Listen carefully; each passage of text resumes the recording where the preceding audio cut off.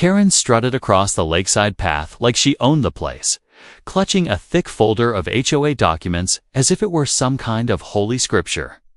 She stopped right in front of me, chin high, and without so much as a hello, launched into her speech about the rules and expectations of living in her so-called community. According to her, every single homeowner around the lake was required to join the HOA, pay their dues, and abide by the regulations her board had carefully drafted. She flipped through her papers, showing me highlighted sections, fines, and clauses, her tone dripping with authority as though she were a government official laying down the law. I could see she relished the power, speaking like she was doing me a favor by welcoming me into her system. She warned me about penalties, restrictions, and how failing to comply could make me an outcast in the neighborhood. She even hinted that life would be easier if I just signed the dotted line. Karen wasn't making a suggestion. She was delivering an ultimatum, treating me like one of her tenants, unaware of how ironic that really was the moment I shook my head and told her I wasn't interested in joining her HOA. Karen's face tightened like she had just tasted something sour. Her voice, which had been sharp before, now came out in clipped bursts as she sputtered about how I had no choice, how it was mandatory and non-negotiable. When I calmly told her again that I wasn't signing anything, she pulled out her phone right then and there.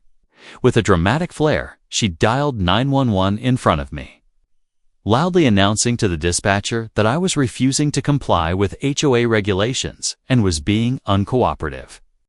She threw in words like disruptive and hostile, as if I were causing some sort of public disturbance by standing on my own property. As she paced back and forth on the dock, she kept glaring at me like she had already won, convinced the police would force me into submission. Neighbors peeked through their curtains, whispering as they watched the scene unfold, some even stepping out onto their porches to see what all the noise was about.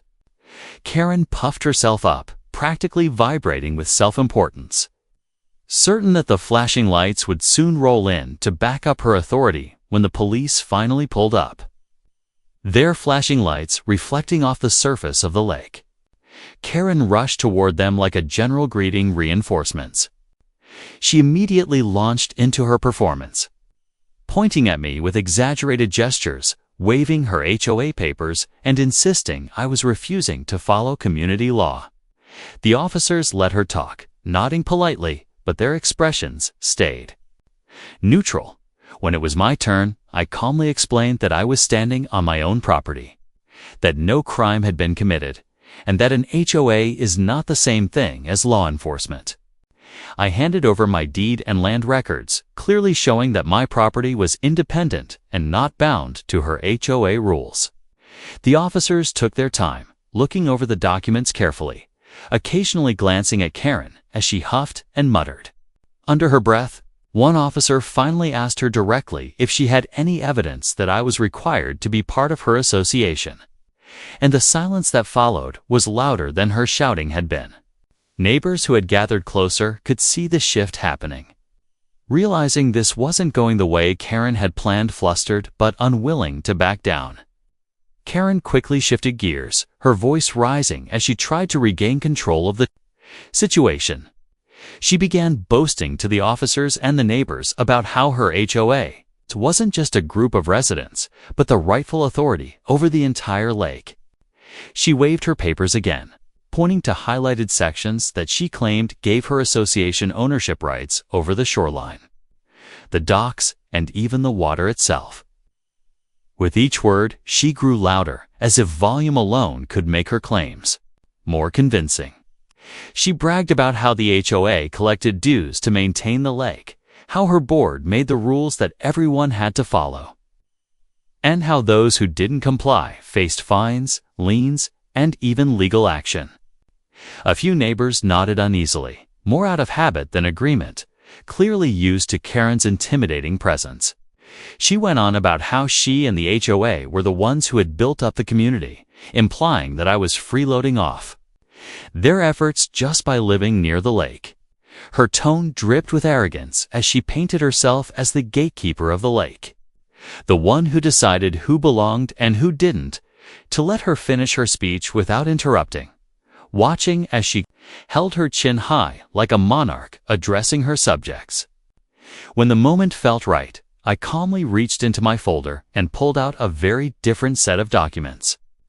These weren't HOA bylaws or membership forms. They were property records, lease agreements, and land deeds with my name on them. I laid them out for the officers, showing how the HOA had been granted rights to use the lake and surrounding land only through a long-term lease. That lease, signed years before Karen had ever taken charge, clearly listed me as the landlord and property owner. The officers leaned in, studying the papers carefully, their expressions shifting from polite neutrality to clear recognition of the truth. Karen froze mid-sentence, her mouth opening and closing like she couldn't quite process what she was seeing. I pointed out specific clauses in the documents that confirmed the HOA didn't own the lake, didn't own the shoreline, and didn't own the land. It all fell under my control. Every rule she had been barking at me, every fine she had threatened, and every ounce of authority she thought she held depended entirely on the Liskerin's confident posture collapsed the moment the realization sank in, her face draining of color as the weight of the truth settled on her shoulders. The neighbors who had gathered nearby began murmuring among themselves, their eyes darting between the documents in the officer's hands and Karen's stunned expression. The cops, now fully aware of the situation, shifted their attention away from me and toward her, asking pointed questions about why she had made such a dramatic scene over something she had no authority to enforce. Karen stammered, trying to spin her words into excuses, but each attempt only made her sound smaller, less convincing, and far more desperate. The board members who had been silently watching from the sidelines looked uneasy, some even stepping back as though they didn't want to be associated with her anymore. For the first time, Karen wasn't in control, and everyone could see it. Her power, her intimidation tactics, and her false claims had all unraveled in front of the very people she ruled over with an iron fist. She had called the police, thinking they would force me into compliance, but instead, they had witnessed her authority evaporate with one set of documents.